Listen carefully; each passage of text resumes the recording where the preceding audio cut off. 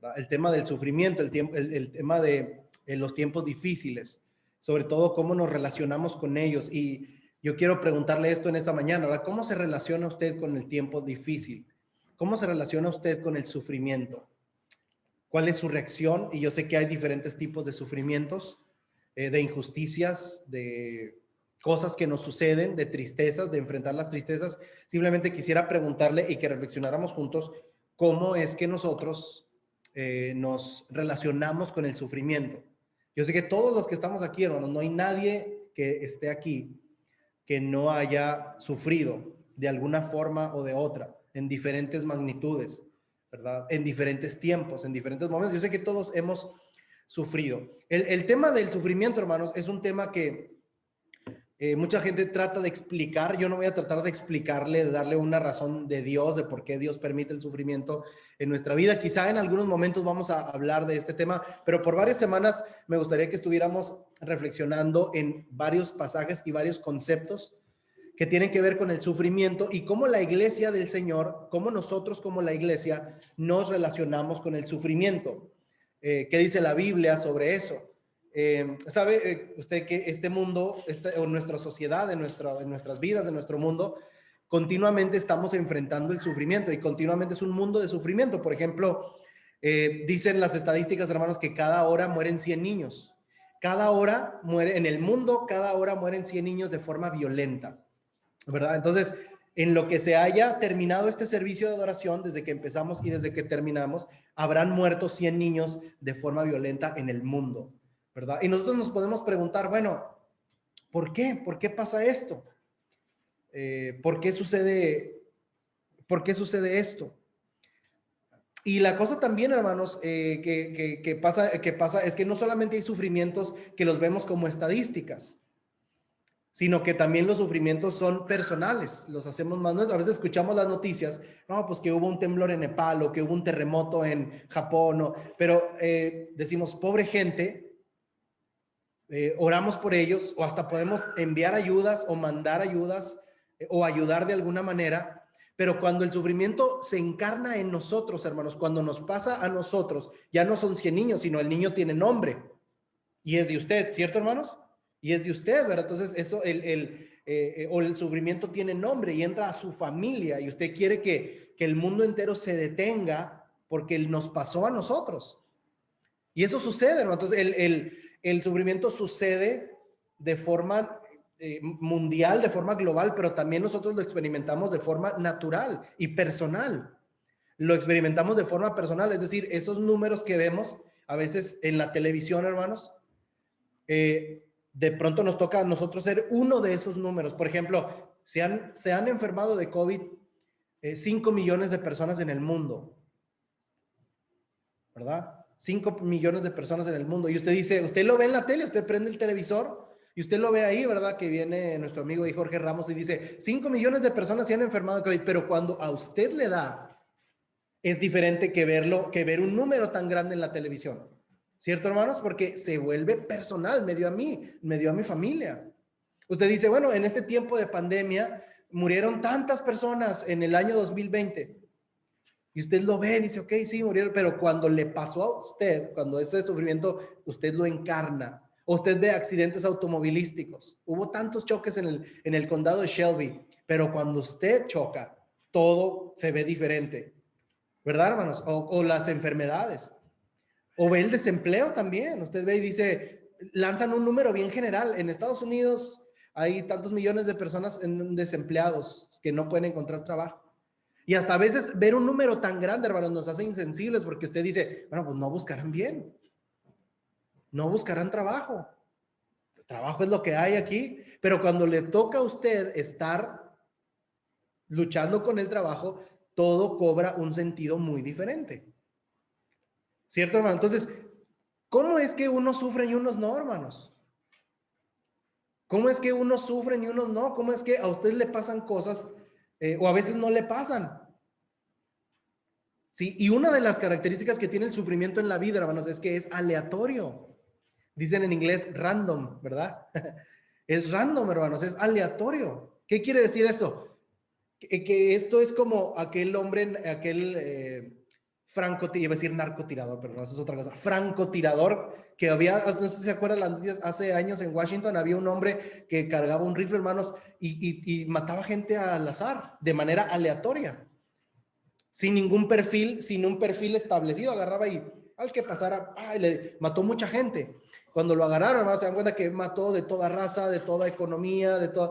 Hermanos, este hombre que disparaba representa el sufrimiento en nuestro mundo.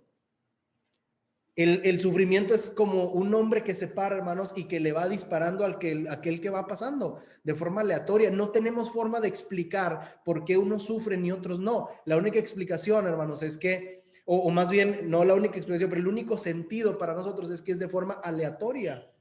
A veces nos toca, a veces no nos toca, a veces tendemos a culpar a Dios.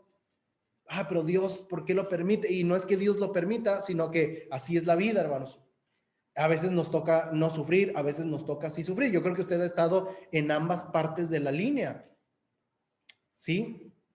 Y preguntamos, ¿cómo un Dios tan amoroso, que siempre dicen que Dios es amor y que Dios nos ama, cómo es que Dios permite que suframos? ¿Y por qué Dios permite que personas sufran tanto? ¿Verdad? Yo entiendo que hay que sufrir, ¿verdad? Un día voy a Burger King y me dicen, hoy no hay papas fritas. Bueno, está bien, me aguanto el sufrimiento, ¿verdad? Es decir, queremos un sufrimiento que no nos descontrole tanto, ¿verdad? Pero a veces decimos, ¿por qué? ¿Cómo un Dios amoroso puede permitir todo el sufrimiento y cómo permite que haya personas que sufran tanto? ¿Sí?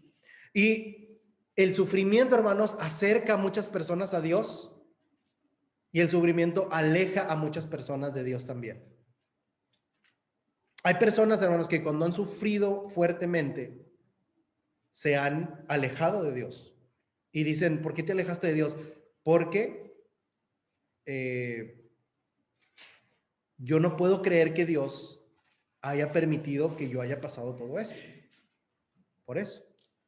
O hay personas que se han acercado mucho a Dios y dice, es que en el sufrimiento que tuve me acerqué a Dios y hasta al día de hoy estamos aquí. Pero lo que sí sabemos, hermanos, es que Dios nos habla a través de los sufrimientos. Dios nos habla a través de los sufrimientos. Esta semana leía a C.S. Lewis, este escritor de las Crónicas de Narnia, y decía, Dios nos susurra a través de los placeres de la vida. De hecho, esta cita está en las Crónicas de Narnia, en el libro. Dice, Dios nos susurra en los placeres de la vida, nos habla a través de la conciencia, pero nos grita a través del sufrimiento. ¿Qué quiere decir esto, hermanos? Fíjense, cuando yo escuchaba esta frase, Dios nos susurra a través de los placeres de la vida, nos habla a través de la conciencia, pero nos grita a través del sufrimiento. Póngase a pensar en esta frase un momento, esta frase de 3 partes, esta oración de 3 partes. Dios nos susurra a través de los placeres de la vida. ¿Nunca le ha pasado que usted está muy contento, tan contento, y usted dice, gracias, Dios mío? ¿Le ha pasado eso alguna vez? Que usted voltea a ver a su familia y todos están con salud, se están riendo, acaban de cenar algo rico, y usted está de verdad, se siente pleno y completo. ¿Le ha pasado eso? Y usted dice, Dios mío, gracias, gracias, Dios mío, por este momento. Nunca le ha pasado, en segundo lugar, dice, nos habla a través de la conciencia. Nunca le ha pasado que usted siente que en su conciencia, como que Dios le habla a su conciencia y le dice, oye, como que está reflexivo usted, ¿verdad? Un momento de meditación y reflexivo. Pero dice la frase, pero nos grita a través del sufrimiento. Es decir, cuando más podemos escuchar a Dios, cuando más claro lo podemos escuchar, hermanos, es cuando tenemos sufrimientos.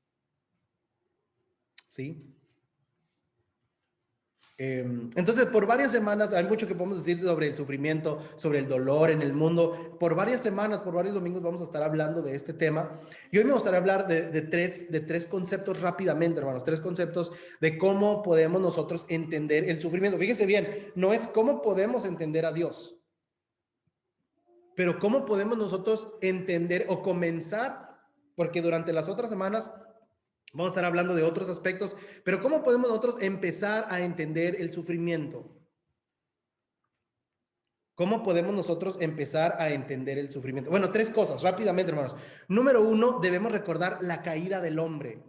Número 1, debemos recordar la caída del hombre. Si usted se acuerda, hermanos, en Génesis capítulo 3, nos muestra cómo el hombre desobedeció y cayó. ¿Recuerda la historia? Génesis capítulo 3, el hombre, Adán y Eva cayeron.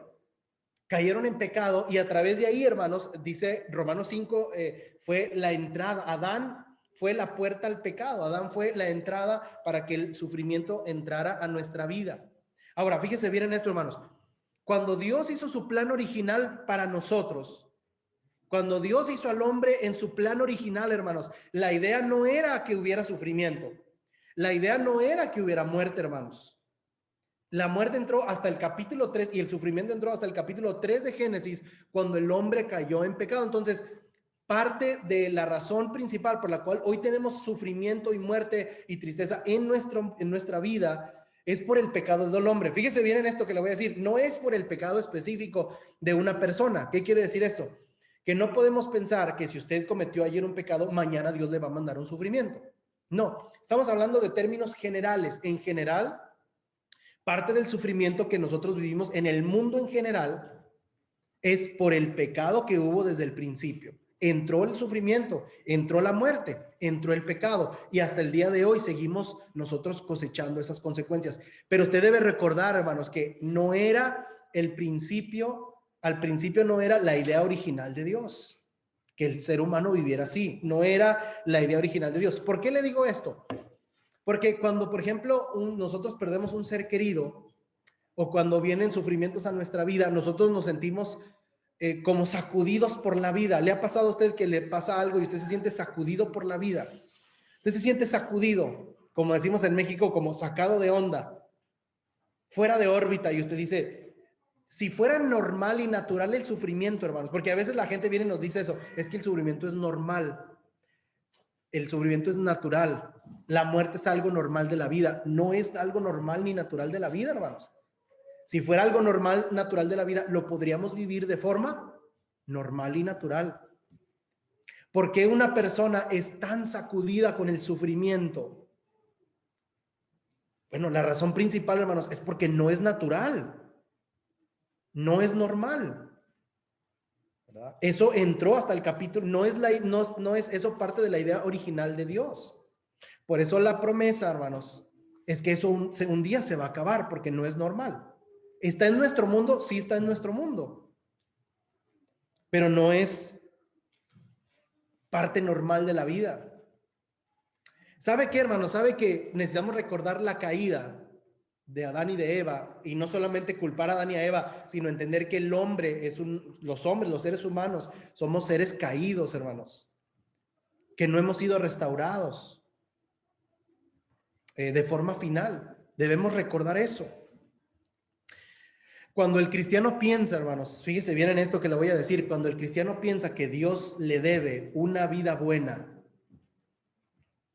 si usted va por la vida pensando como cristiano, que a usted Dios le debe una buena vida, usted va a sufrir mucho más, usted va a ser decepcionado constantemente.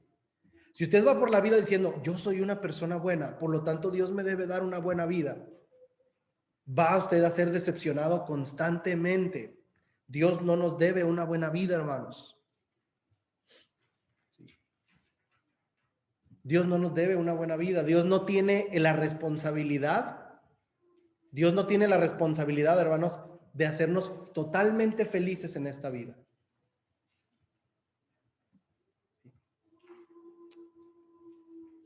Entonces, cuando nosotros exigimos para nosotros una buena vida, queremos que Dios nos dé eso. Y yo digo, voy a la iglesia porque queremos una buena vida. Es una buena vida para mi familia. Si eso es nuestro objetivo, hermanos, vamos a ser decepcionados constantemente. Debemos recordar cómo entró el sufrimiento al mundo a través de la caída del hombre. Y que nosotros vivimos en una sociedad que representa la caída de Adán y de Eva en Génesis capítulo 3. Y debemos recordar, hermanos, que el objetivo de Dios es llevarnos con Él y no darnos la mejor vida posible en esta tierra. Ese no es el objetivo de Dios. Entonces, si yo pienso estar cerca de Dios, quiere decir que voy a ser súper feliz en esta vida. Vamos a ser constantemente desilusionados. Número 2, hermanos, debemos recordar la nueva creación que Dios va a hacer un día para nosotros. O sea, la historia no se termina con el punto anterior de Génesis capítulo 3. en donde el hombre cayó, por lo tanto la sociedad es caída y por lo tanto hay sufrimiento de forma aleatoria. No, número 2, debemos recordar que Dios tiene una nueva creación. Miren lo que dice Isaías. Quiero que leamos, ahorita citábamos Génesis 3, pero ahora quiero que leamos Isaías 65.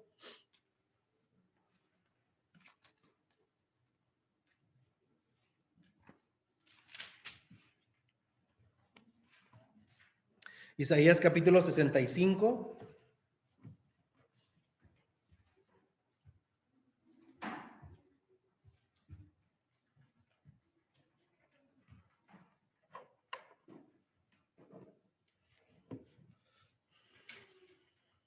Versículos 17 y 18.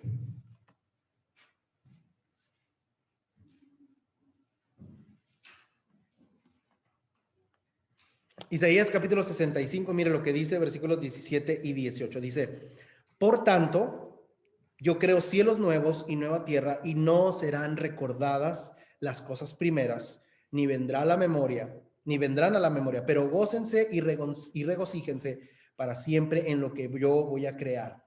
Pues voy a crear a Jerusalén para regocijo y a su pueblo para júbilo. Hasta ahí la lectura, hermanos. Este Isaías 65, hermanos, nos recuerda una idea que el Nuevo Testamento recoge y que repite una y otra vez, que es Dios tiene para nosotros una nueva creación. Dios tiene que tener una nueva creación, hermanos. ¿Por qué? Porque esta vida, fíjese bien esto, esta vida no le va a hacer justicia a las personas que han vivido de forma piadosa.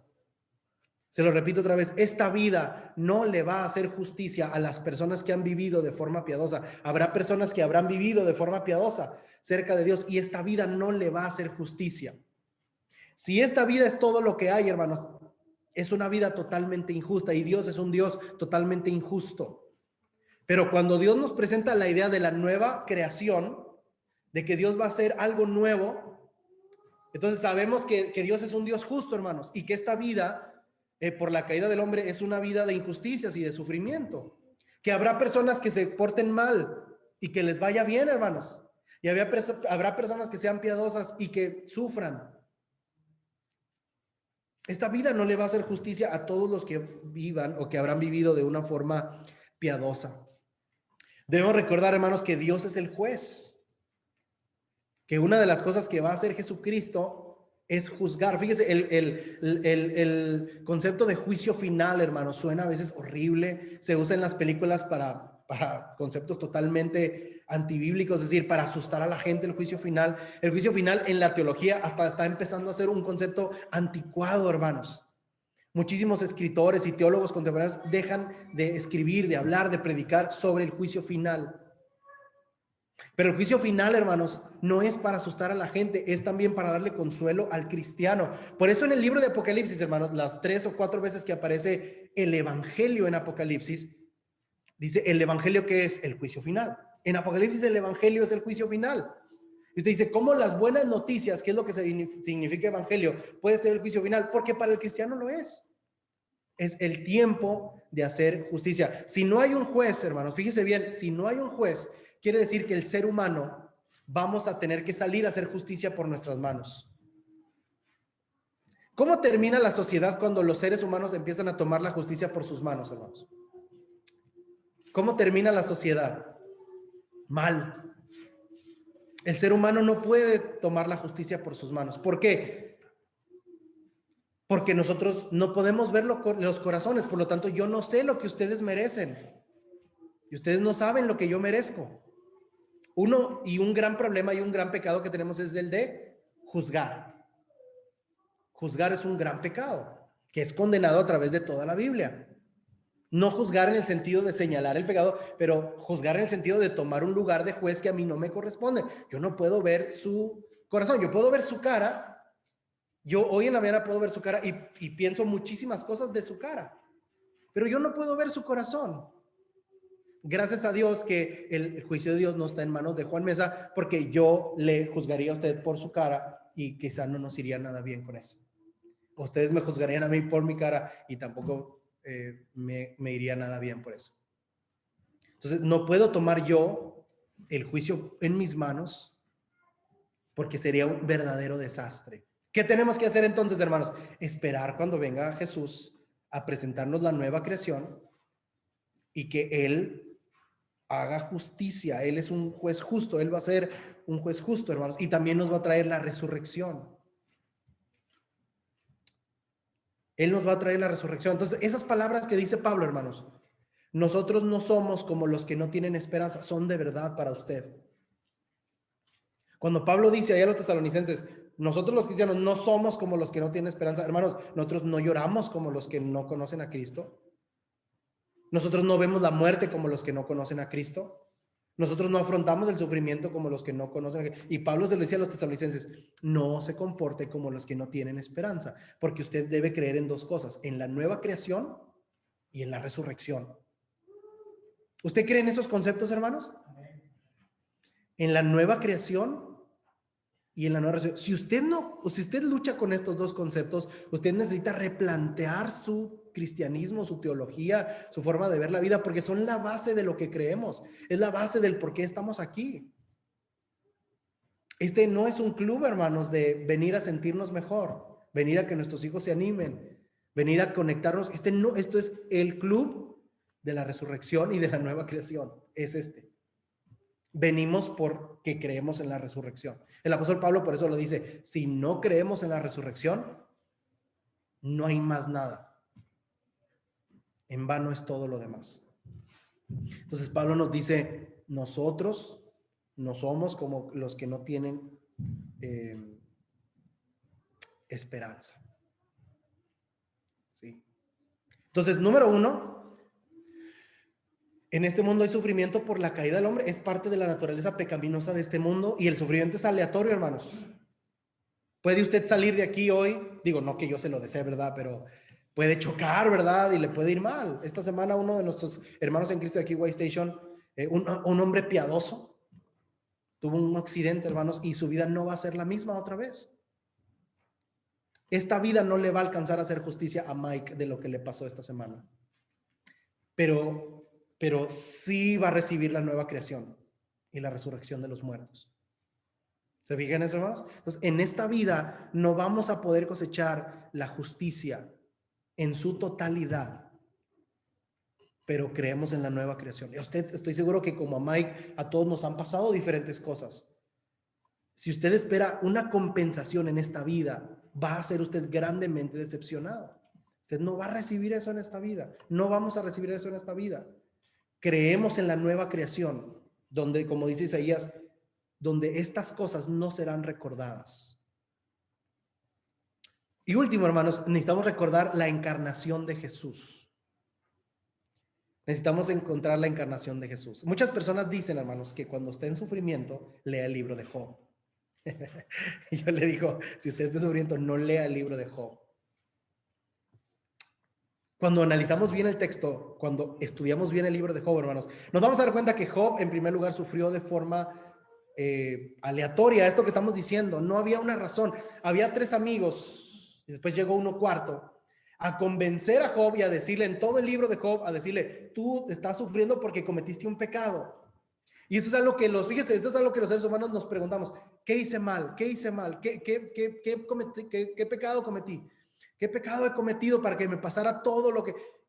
Y Job se preguntaba eso, y vienen sus 4 amigos y les dicen, a ver, primero los 3 amigos, después viene el lío al final y dice, a ver, confiesa, ¿qué hiciste? Job, nada, pero no, ¿cómo que nada? Algo hiciste.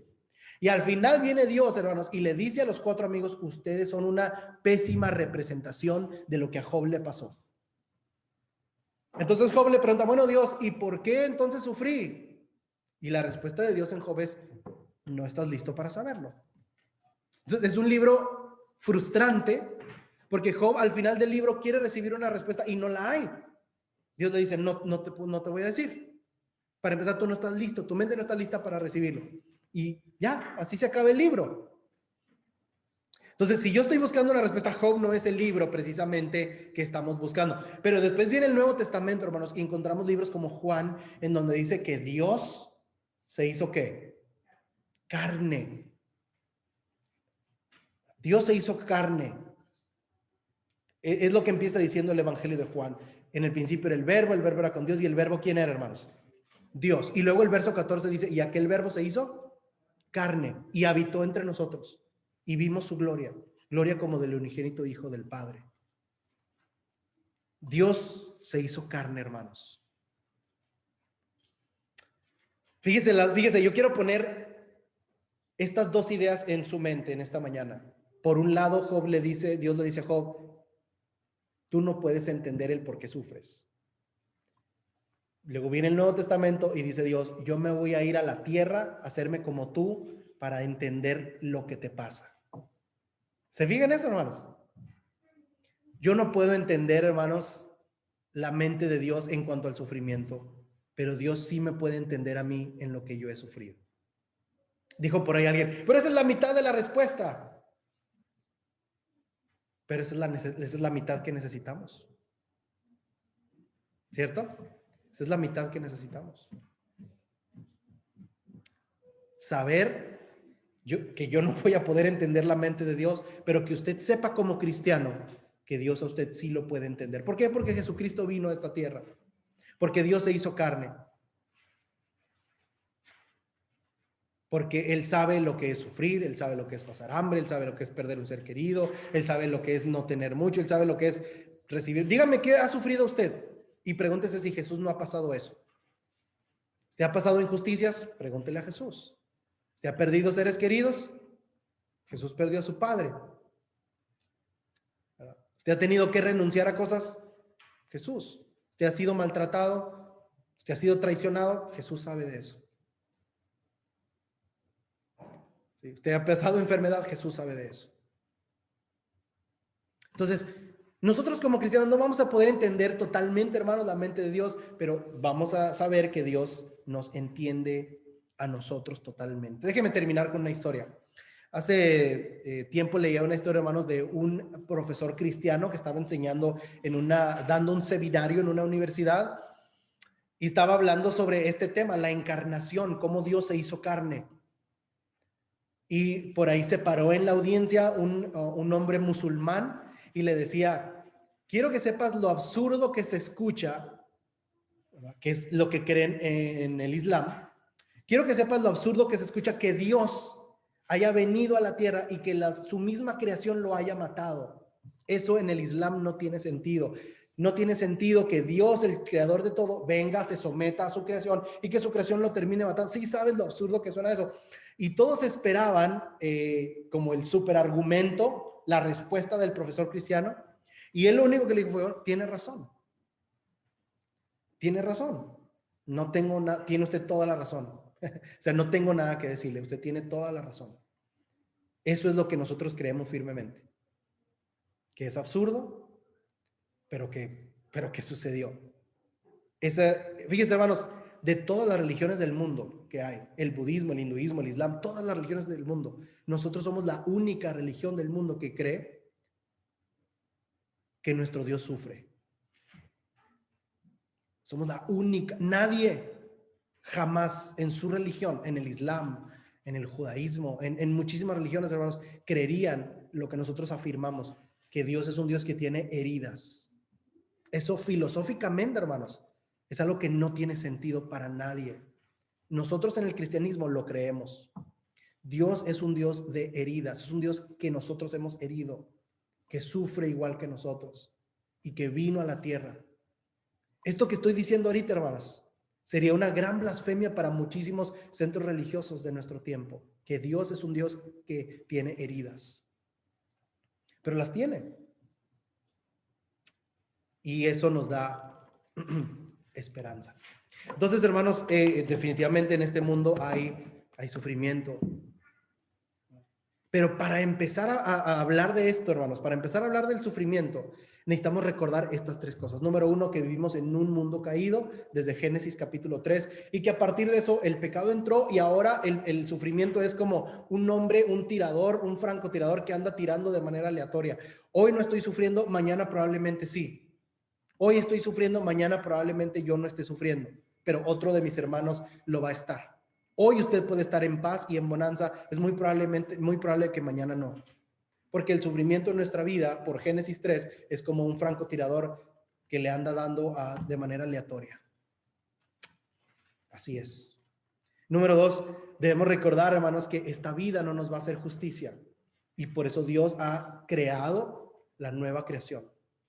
ha diseñado una nueva creación y nos ha dado la promesa de la resurrección. ¿Por qué debemos creer en esa promesa si usted nunca ha visto que nadie resucite de los muertos? Jesucristo es nuestra promesa. Jesucristo es la garantía de nuestra promesa, ¿verdad? Y debemos seguir recordando eso constantemente. Y número 3, hermanos, recuerde que Dios se encarnó, que yo no voy a poder entender toda la mente de Dios, pero que Dios puede entender toda mi mente y todo lo que me pasa. Y cuando tenemos estos tres conceptos, hermanos, en nuestra mente, cuando tenemos nosotros esto, podemos empezar a entender el sufrimiento.